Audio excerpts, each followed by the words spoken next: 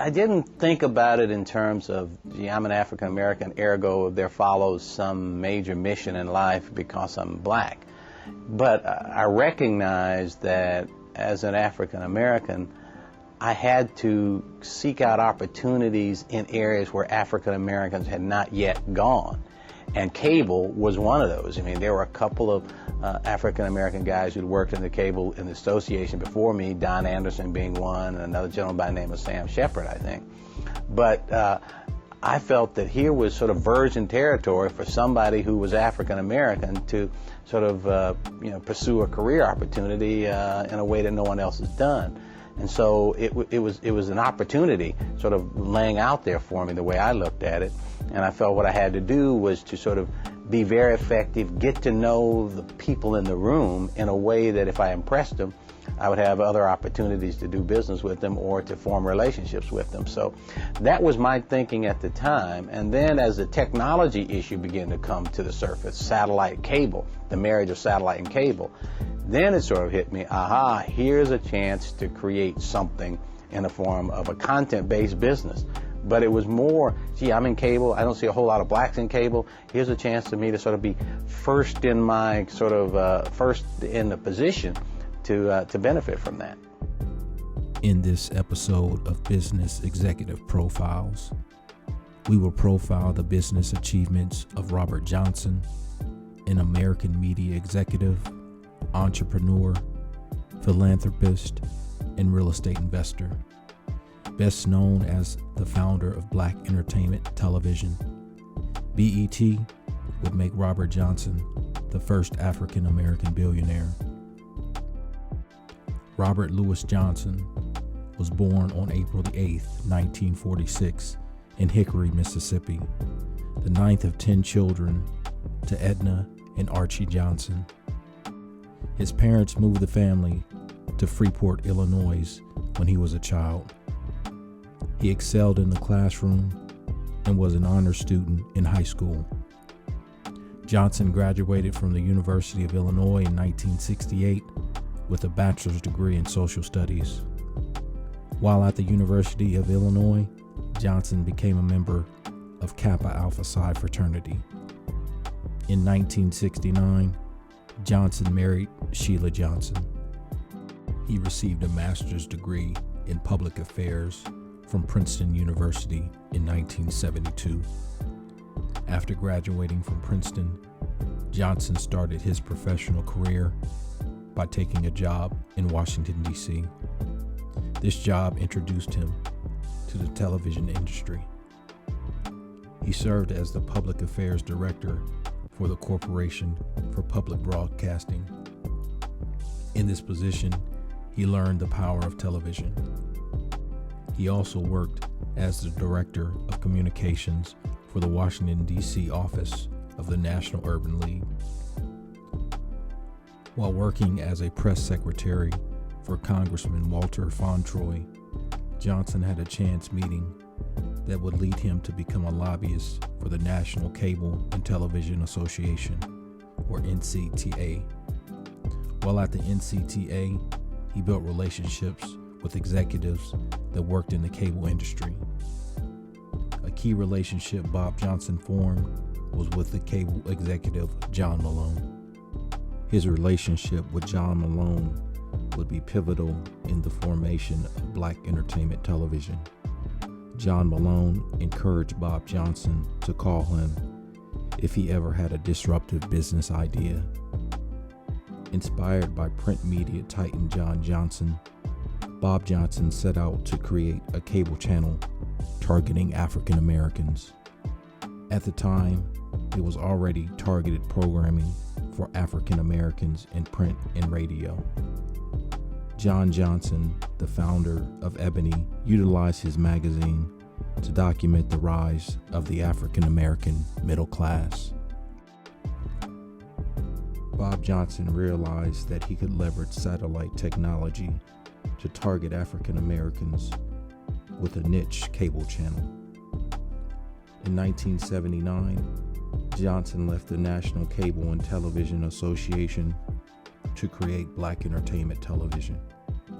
BET would become the first cable television network aimed at African Americans. Johnson acquired a loan for $15,000 and requested a meeting with John Malone. Bob Johnson pitched his idea for BET to John Malone. Seeing the potential to tap into the African American market through cable programming, John Malone wrote a check on the spot for $500,000. Malone purchased 20% of BET for $120,000 and provided a loan for $380,000. John Malone would later say that he gave 80% ownership to Bob Johnson because he knew that Johnson would work harder for himself if he was the majority owner. Well, John Malone is a strong believer in entrepreneurs. Okay. He fundamentally likes the idea of people who have vision or people who have ideas and can passionately articulate the idea. He likes to back them.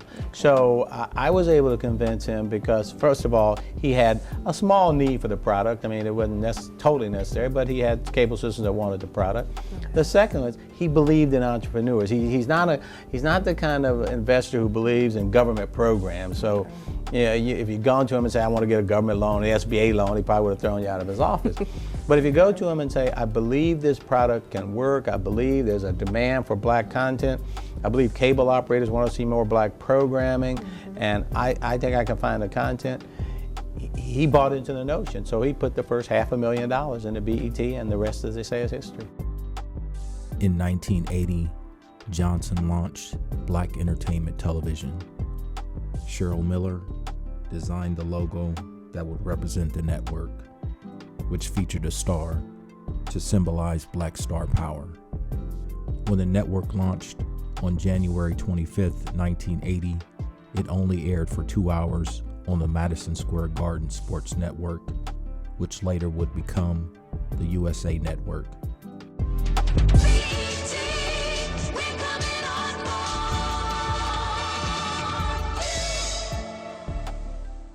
The network's lineup was composed of music videos and reruns of popular black sitcoms. In 1983, BET became an independent channel, and in 1985, BET became profitable. BET launched a news program, BET News, in 1988 with Ed Gordon as its anchor. Gordon later hosted other programs such as Conversations with Ed Gordon. Other popular shows included Video Soul with Donnie Simpson, Video LP with Sherry Carter, and Rap City. In 1991, the network went public and was listed on the New York Stock Exchange. In 1998, Johnson and Liberty Media bought all shares outstanding for the company. This purchase gave Johnson 42% of the company. After AOL purchased Time Warner in the year of 2000 for $182 billion, Bob Johnson and John Malone realized that the market valuation for media companies was at its peak. Bob Johnson met with Sumner Redstone to discuss a deal for Viacom to purchase BET. Viacom acquired BET in 2001 for a reported $3 billion. I realized that here was an opportunity to make sure that BET was placed in a strong brand-oriented company like Viacom, and one that had a sensitivity to BET's independence. And so we struck a deal that sold BET to Viacom. John Malone's original $500,000 investment netted him approximately $760 million. Bob Johnson earned over $1 billion from the sale, making him the first Black American billionaire. After the sale, Robert Johnson stayed on as BET CEO until 2006. Johnson retired from the network, turning over his title of president and CEO to former BET Vice President Deborah Lee. Johnson founded the RLJ companies, specializing in hotel real estate investment, private equity, financial services, asset management, automobile dealerships, sports and entertainment, and gaming. When I think about BET, the thing that I'm most proud of is BET created more African American multimillionaires than any company had ever done. Mm-hmm. And to me, that was something that made me proud. And today, BET is still going strong and it'll be around forever. Yes. So that's a legacy that you can point to. But more importantly to me, it proved that you can take African American talent, put them together, provide vision, leadership, and focus and content and capital. You can create significant value for yourself, your family, and send a strong message that, given an opportunity, African Americans can achieve for the benefit of this country and for themselves as well as anybody else. Thank you for watching this episode of Business Executive Profiles. If you enjoyed this content, please like the video and subscribe to the channel. If you would like to support this channel, please donate. Links to the Cash App and PayPal are in the description. Please stay tuned for future videos where we will profile more leaders in the business world.